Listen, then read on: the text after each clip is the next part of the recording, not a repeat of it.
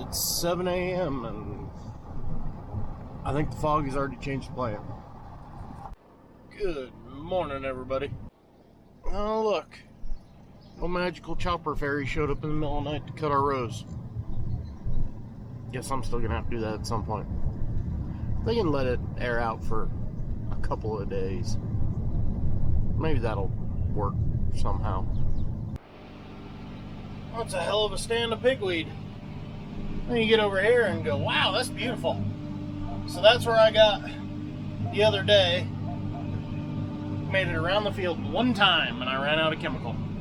And then remember, I was scrambling to get in a baler. So I was like, oh, I'll get the other 20-something acres tomorrow morning. And then it rained. So I'm trying to catch back up.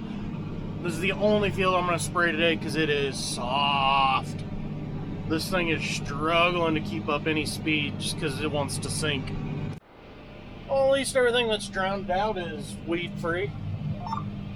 A little soft over here. Can't imagine why. That's a good sign. Swather has started on field number 2.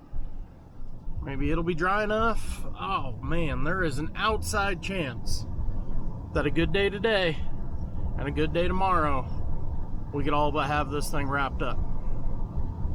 Very, very outside chance, but it is a possibility. Spray maps are dropped off with the flyboys. What am I looking at? I don't even know. Whatever. I think you can see a hanger back there. They're hoping they can get to it tomorrow, which would be handy. Now, I gotta scramble. It's almost 9:30. Gotta hurry up, run by the house, make my lunch, and then get the chopper over to that field. I told all the truckers instead of 10, it'd be 10:30. And I think I'm still gonna be late. 10 till 10. Got the knife sharpening.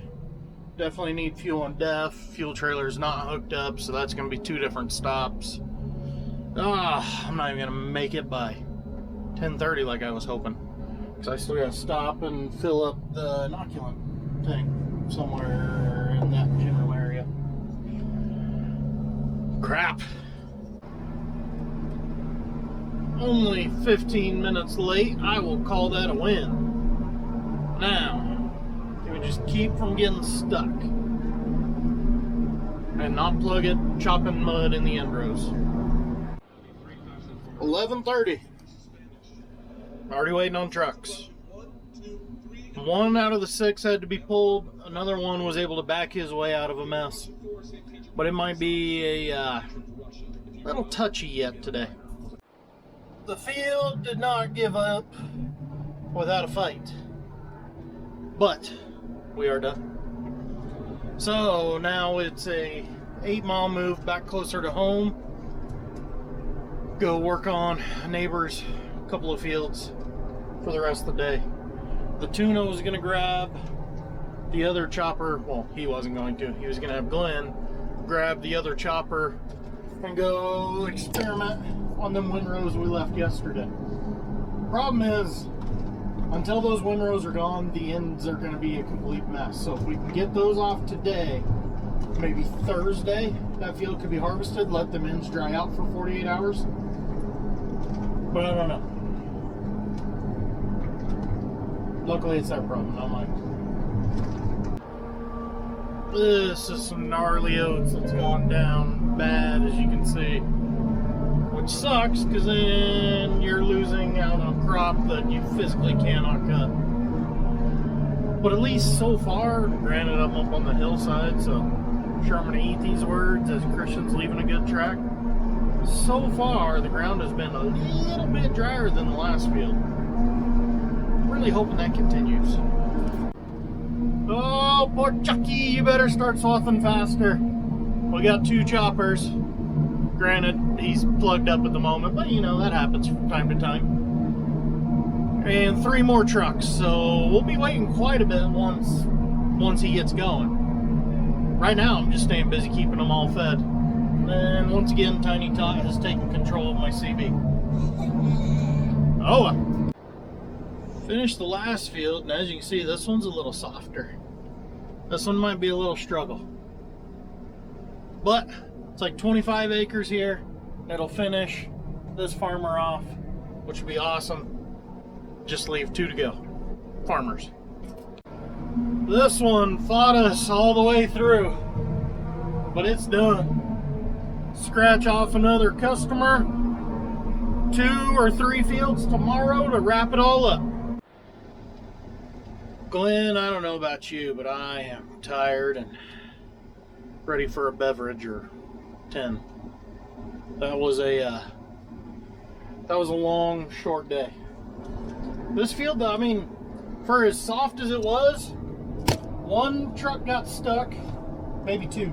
I think 2 had to be pulled. And 1 truck missed the driveway at a very deep point. Kind of real lucky it's still on its wheels.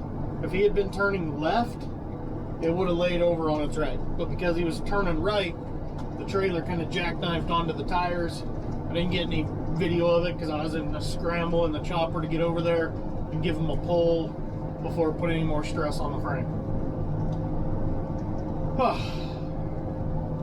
I'm getting out of here. I have to get this on camera before these disappear tomorrow. I am 6'2", and I've got oats up to my armpit. There's a good chance, farming the rest of my life, we will never see oats this good again. We had an amazing spring for them. It was cool and it was wet.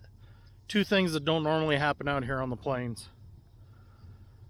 We've got a half pivot about 10 miles that way, and this half pivot, and that will wrap up the vast majority of chopping.